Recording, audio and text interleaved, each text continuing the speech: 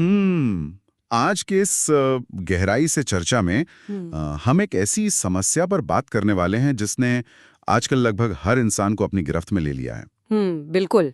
और ये समस्या हर दिन बढ़ती जा रही है। हाँ, मतलब हम सब अक्सर ये शिकायत करते हैं कि आजकल किसी भी चीज में फोकस करना इतना मुश्किल क्यों हो गया है। चाहे कोई बहुत जरूरी पढ़ाई करनी हो या ऑफिस का कोई बड़ा प्रोजेक्ट निपटाना हो, या फिर बस थोड़ी देर के लिए शांति से बैठना हो। एग्जैक्टली शांति से बैठना तो जैसे नामुमकिन सा हो गया है। आज हम जिस स्रोत सामग्री का गहराई से विश्लेषण कर रहे हैं वो थिबो मोरिस की बहुत ही चर्चित किताब है, डोपामाइन डिटॉक्स। और इस चर्चा का मुख्य लक्ष्य भी यही है कि हम समझें कि कैसे ये ओवर स्टिमुलेशन या अत्यधिक उत्तेजना हमारी सोचने समझने की क्षमता को खत्म कर रही है। सही कहा। ये कितनी अजीब बात है ना कि आजकल ज्यादातर लोगों की सुबह आंख खुलते ही हाथ सबसे पहले फोन पे जाता है। हाँ, बिस्तर से उठने से पहले ही। बिल्कुल।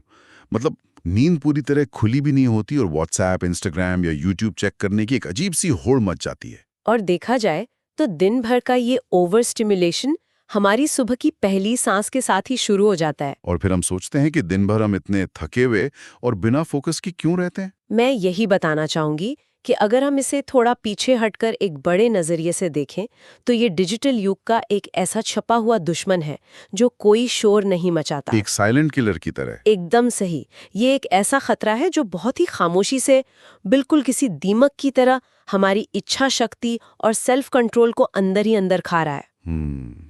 ये सच में डरावना है ना?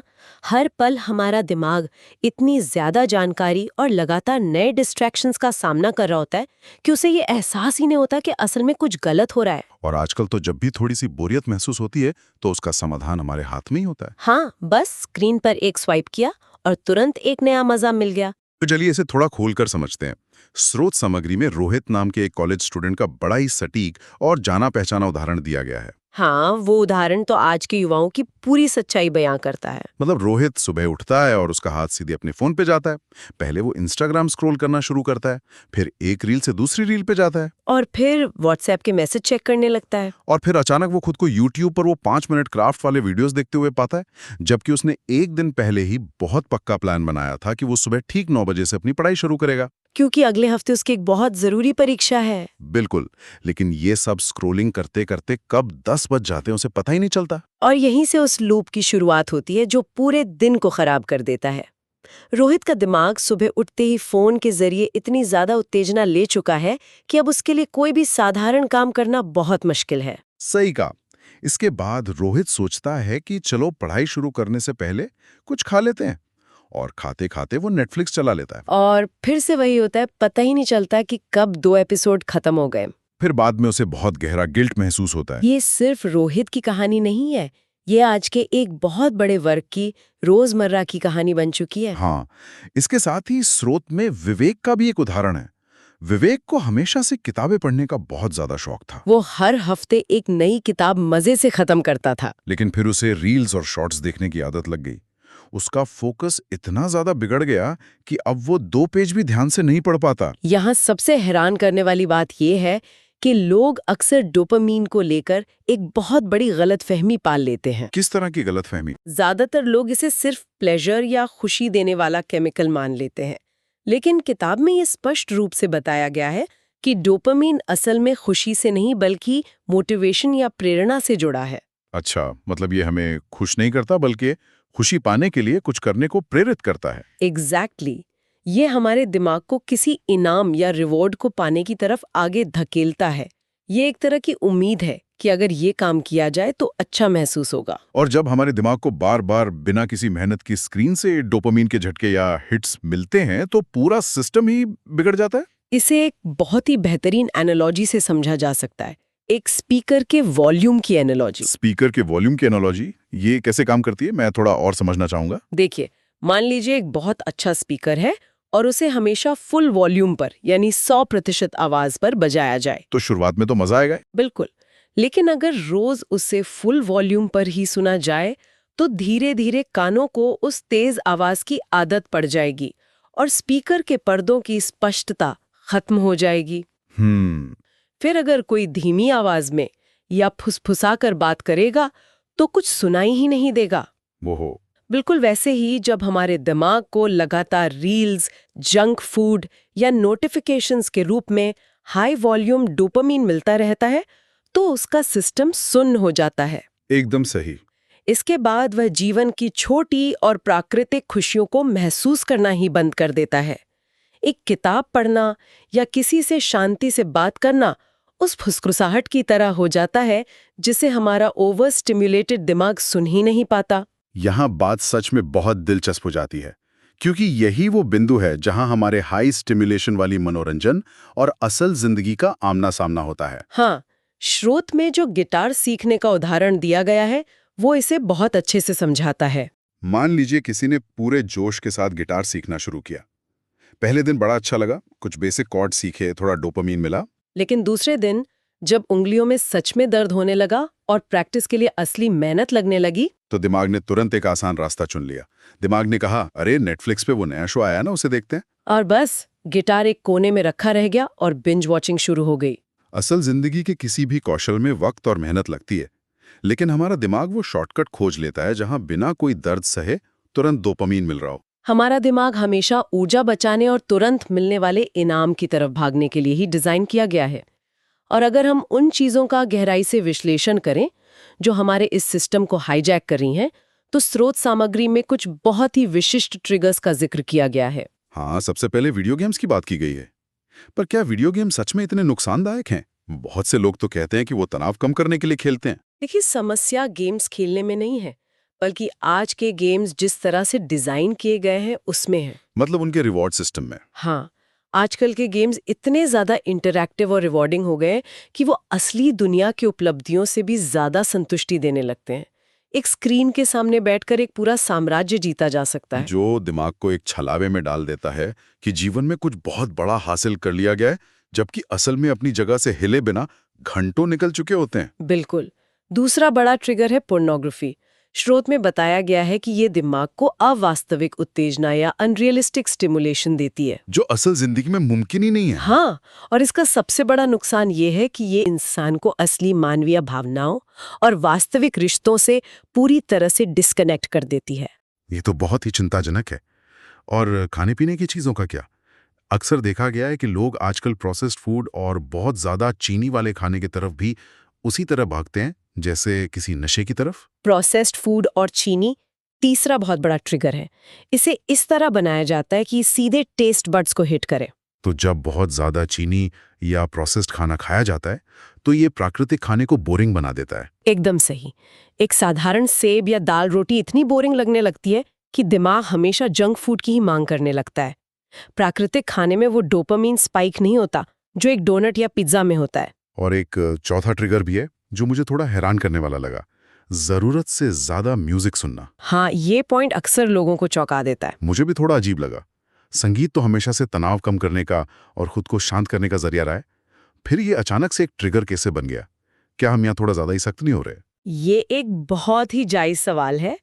किताब ये नहीं कह रही है कि म्यूजिक सुनना बुरी बात है।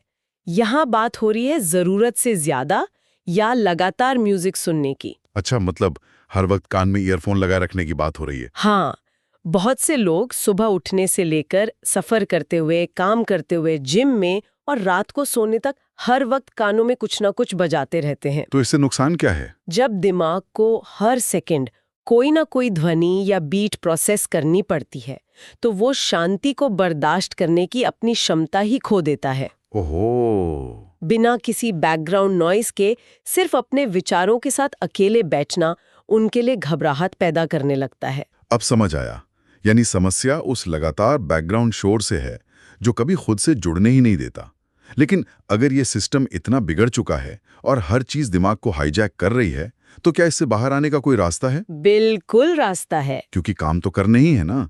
बिना मोटिवेशन की जिंदगी में आगे कैसे बढ़ा जाएगा? यहीं पर डोपामीन के काम करने के तरीके से जुड़ा एक बहुत ही रोचक तथ्य सामने आता है। जी हाँ। अक्सर ऐसा लगता है कि कोई काम खत्म होने के बाद जो खुशी मिलती है, डोपामीन सिर्फ वहीं पर रिलीज होता है। हाँ, फिनिश लाइन पे।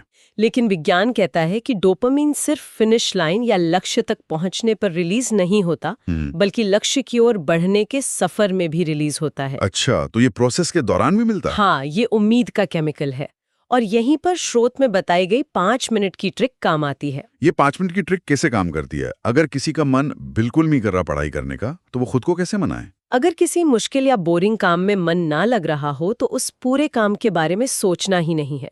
बस खुद से ये कहना है कि ये काम सिर्फ 5 मिनट के लिए किया जाएगा। बस 5 मिनट? हाँ, जब वो एक्शन लेना शुरू किया जाता है तो दिमाग उस छोटे से सफर और प्रगति को देखकर थोड़ा सा डोपामीन रिलीज करता है।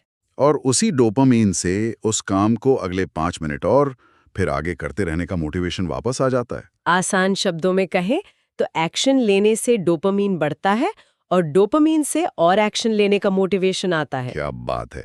यानी मोटिवेशन का इंतजार नहीं करना है, बल्कि काम शुरू करके मोटिवेशन पैदा करना है। बिल्कुल, आपको बस शुरुआत की उस छोटी सी दीवार को तोड़ना है। इसी समस्या के एक बहुत बड़े और स्थायी समाधान के रूप में स्रोत में डोपामिन डिटॉक्स की बात की गई है।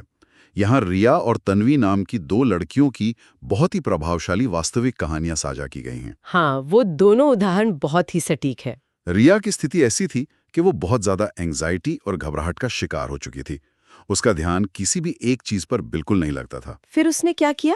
उसने तय किया कि वो 24 घंटे का एक कड़ा डोपामिन डिटॉक्स करेगी। उसने अपना फोन पूरी तरह से बंद कर दिया। उस दिन उसने सुबह का सूरज देखा, घर में रखी एक बहुत पुरानी किताब पढ़ी और बिना किसी गैजेट के अकेले शांति से लंबी वॉक की। और उसका नतीजा क्या रहा? उस एक दिन के अंदर ही उसने वो गहरी शांति महसूस की जो वो लंबे समय से भूल चुकी थी। रिया का उदाहरण बहुत शानदार है क्योंकि ये दिखाता है कि कैसे हमारा दिमाग शांति के लिए तरस रहा होता है, बस उसे मौका नहीं दिया जाता। बिल्कुल। वहीं दूसरी कहानी तन्वी की है। तन्वी रोज ऑफिस के काम से थककर घर आती थी और रिलैक्स करने के नाम पर नेटफ्लिक्स और इंस्टाग्राम में घंटों डूब जाती थी, जो कि बहुत आम बात है आजकल। उसने भी डिटॉक्स करने का फैसला किया। शुरुआत के 1 घंटे तो उसे इतनी भयंकर बोरियत हुई कि उसे समझ नहीं आ रहा था कि वो क्या करे। वो विड्रॉल सिम्टम्स की तरह होता है। हाँ, लेकिन फिर उसने अपनी एक पुरानी डायरी उठाई, बालकनी में बैठकर प्रकृति को, पेड़ों को ऑब्जर्व किया और अपने विचारों को लिखना शुरू किया। ये बहुत अच्छी बात है। उस दिन उसे ये बहुत बड़ा एहसास हुआ कि वो असल में स्क्रीन का इस्तेमाल मनोरंजन के लिए नहीं कर रही थी, बल्कि अपनी उस बोरियत और अपनी अंदरूनी भावनाओं से भागने के लिए खुद को सुन्न कर रही थी। अगर हम इन दोनों कहानियों को बड़े परिदृश्य से जोड़कर देखें तो ये बात बिल्कुल साफ हो जाती है कि डोपामिन डिटॉक्स का मतलब जीवन भर के लिए सब कुछ छोड़ देना या पहाड़ों पर जाकर सन्यासी बन जाना नहीं है। हाँ, ये कोई सजा नहीं है। बिल्कुल नहीं, ये सिर्फ एक टेम्पररी पॉज है। इसे ऐसे समझा जा सकता है कि जैसे जिम में भारी कसरत करने के बाद शरीर को मसल रिकवरी की जरूरत होती है ताकि वो और मजबूत बन सके, वैसे ही लगातार डिजिटल शोर और डिस्ट्रैक्शन के बाद ये डिटॉक्स दिमाग की रिकवरी का समय है। एकदम सही। स्रोत में इसे करने के 5 बहुत ही लॉजिकल स्टेप्स समझाए गए हैं जिन्हें आसानी से किया जा सकता है। तो चलिए इन स्टेप्स को एक-एक करके समझते हैं। अगर किसी को कल से ही डिटॉक्स शुरू करना हो, तो सबसे पहले क्या करना चाहिए? जैसे कि रविवार या छुट्टी का कोई दिन। तो क्या वर्किंग डे पे ये नहीं किया जा सकता? किया तो जा सकता है, लेकिन वर्किंग डे पर अक्सर ईमेल्स या फोन कॉल्स का जवाब देना ही पड़ता है, जिससे डिटॉक्स बीच में टूट सकता है। इसलिए छुट्टी का दिन सबसे बेहतर रहता है। समझ गया। और दूसरा स्टेप? दूसरा स्टेप है उन सभी चीजों की एक स्पष्ट लिस्ट बनाना जो पता है कि डोपामिन ट्रिगर का काम करती हैं। यानी इस लिस्ट में सिर्फ फोन नहीं, बल्कि वो सब कुछ आएगा जो तुरंत मजा देता है। बिल्कुल। इस लिस्ट में phone, social media, video games, junk food या यहाँ तक कि लगातार देखी जाने वाली कोई वेब सीरीज भी हो सकती है। हर इंसान के ट्रिगर्स अलग-अलग होते हैं। हाँ, इसके बाद आता है तीसरा और सबसे अहम स्टेप। बिना खुद पर कोई बहुत भारी दबाव डाले सिर्फ एक दिन के लिए उन सभी ट्रिगर्स को पूरी तरह से बंद कर देना। क्या थोड़ी देर के लिए भी फोन नहीं देख सकते? मतलब अगर बीच में मन करे तो क्या बस 1-2 मिनट के लिए चेक कर सकते हैं? नहीं, यही तो सबसे बड़ी चुनौती है। ये एक हार्ड पॉज है। अगर बीच में चीटिंग की जाएगी तो दिमाग का वो सिस्टम रीसेट नहीं हो पाएगा। इसलिए एक पूरे दिन का ब्रेक लेना जरूरी है। और चौथा स्टेप क्या है? चौथा स्टेप है उस दिन की योजना बनाना। योजना बनाना क्यों जरूरी है? क्या बस खाली नहीं बैठा जा सकता? अगर पूरा दिन खाली छोड़ दिया जाए तो दिमाग पैनिक करने लगेगा और किसी भी कीमत पर वापस अपने ट्रिगर्स की तरफ भागने की कोशिश करेगा। अच्छा, तो खाली दिमाग शैतान का घर वाली बात है। बिल्कुल। इसलिए पहले से तय करना होगा कि उस खाली समय में क्या किया जाएगा। जैसे डायरी लिखना, प्रकृति के बीच टहलना, कोई ऐसा शौक पूरा करना जिसे बहुत समय से समय नहीं दिया गया हो, या फिर घर के छोटे-मोटे पेंडिंग काम निपटाना। ये बहुत लॉजिकल लगता है। और आखिरी स्टेप क्या है? पांचवा और सबसे जरूरी कदम है दिन के अंत में अपने विचारों को कागज पर लिखना। ये एक तरह का सेल्फ रिफ्लेक्शन है, जहाँ खुद से पूछा जाता है कि दिन भर में क्या सबसे मुश्किल लगा और किस वक्त सबसे ज्यादा घबराहट हुई। हाँ, और ये भी कि किस पल में सबसे ज्यादा शांति महसूस हुई। तो इस सब का असल में क्या मतलब है? एक बहुत ही व्यावहारिक सवाल जहन में आता है। अगर कोई इंसान phone, internet, music, junk food सब कुछ एक पूरे दिन के लिए बंद कर दे, तो वो अपना समय काटेगा कैसे? क्या ये सब कुछ हद से ज्यादा बोरिंग नहीं हो जाएगा? आजकल तो हर किसी को यही लगता है कि खाली समय में कुछ ना कुछ एक्साइटिंग या मजेदार होना ही चाहिए। यही तो इस पूरी चर्चा का सबसे गहरा और सबसे अहम बिंदु है। जिस बोरियत से भागा जा रहा है, वही बोरियत असल में समस्या नहीं बल्कि समाधान है। बोरियत समाधान है? हाँ, बोरियत से भागना ही तो आज के इंसान की सबसे बड़ी कमजोरी बन गई है। जब दिमाग को हर सेकंड बाहर से कुछ ना कुछ एक्साइटिंग चाहिए होता है, तो वो खुद अंदर से कुछ नया नहीं सोच पाता। तो मतलब बोरियत कोई बुरी चीज नहीं है। इतिहास इस बात का गवाह है कि बोरियत वो दरवाजा है जहां से क्रिएटिविटी और डीप थिंकिंग की शुरुआत होती है। ये बहुत दिलचस्प है। यानी बोरियत हमारी दुश्मन नहीं है। बिल्कुल नहीं।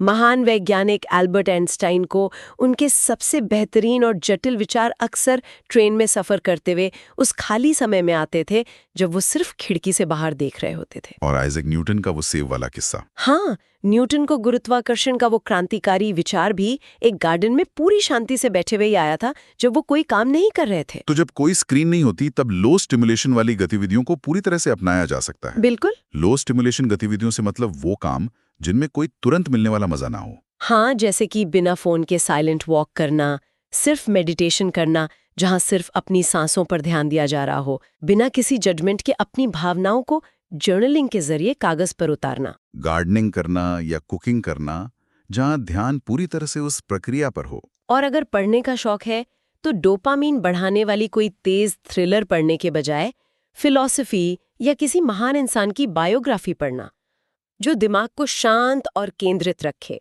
और इन सब में एक और चीज है जो आज के समय में सबसे ज्यादा मुश्किल है, लेकिन दिमाग के लिए सबसे जरूरी है। वो क्या है? कुछ ना करना, बस शांति से एक जगह पर बैठना और अपने विचारों को आने देना। वाकई आज के इस भागदौड़ भरे समय में कुछ ना करना और बस खुद के साथ शांति से बैठ पाना किसी सुपर पावर से कम नहीं लगता। तो चलिए, अगर हम इस पूरी चर्चा का सार निकालें, तो सबसे बड़ी बात जो उभर कर सामने आती है वो ये है कि डोपामीन कोई विलन या खलनायक नहीं है। ये हमारा दुश्मन नहीं है जिसे पूरी तरह से खत्म करना है। ये तो बस एक कंपास या एक गाइड की तरह है जो दिशा दिखाता है। बस ये तय करना है कि इसे किस दिशा में ले जाना है। क्या इसे एक पल की खोखली खुशी और अंतहीन स्क्रॉलिंग की तरफ ले जाना है, या किसी गहरे, अर्थपूर्ण और लंबे समय तक संतुष्टि देने वाले काम की तरफ? बिल्कुल सही। और डोपामिन डिटॉक्स कोई सजा नहीं है। ये तो असल में इस डिजिटल शोर शराबे और हर तरफ मचे हंगामे के बीच अपने ही दिमाग को दिया गया एक खूबसूरत और बहुत जरूरी गिफ्ट है। अगर हम इसके व्यावहारिक उपयोग की बात करें तो आज की दुनिया में इसकी जरूरत पहले से कहीं ज्यादा है। आज के इस दौर में जहां हर एक ऐप, हर एक वेबसाइट और हर विज्ञापन हमारी अटेंशन खींचने और हमें उलझाए रखने के लिए डिजाइन किया गया है, वहाँ अनुशासन, धैर्य और मानसिक स्पष्टता सबसे दुर्लभ चीजें बन गई हैं। जब कोई इंसान पूरी जागरूकता के साथ अपनी इच्छा से इन उत्तेजक चीजों से एक दिन की दूरी बनाता है, तो वो असल में किसी और पर नहीं बल्कि अपने खुद के दिमाग पर अपना कंट्रोल वापस ले रहा होता है। ये डिटॉक्स हमें ये सिखाता है कि हम अपने दिमाग और अपनी आदतों के मालिक हैं, उनके गुलाम नहीं। ये चुनने की ताकत देता है कि समय और ऊर्जा का निवेश कहाँ करना है, जो कि हमारी सबसे बड़ी संपत्ति है। इस पूरी चर्चा ने फोकस और ध्यान भटकने की समस्या को देखने का नजरिया ही बदल दिया है। बिल्कुल। और चर्चा को खत्म करने से पहले स्रोत सामग्री की इस गहरी नींव पर आधारित एक ऐसा विचार सामने आता है जो सच में बहुत गहराई से सोचने पर मजबूर कर देता है। वो क्या है?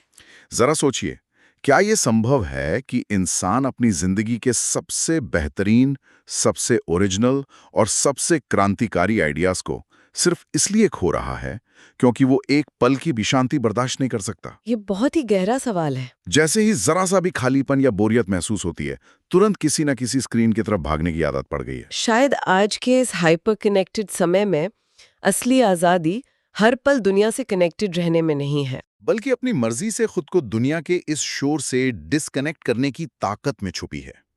इसी गहरे और विचारोत्तेजक विचार के साथ आज की इस गहराई से चर्चा को यहीं विराम देते हैं। कुछ नया सीखते रहिए और कभी-कभी अपनी बोरियत को भी थोड़ा समय जरूर दीजिए।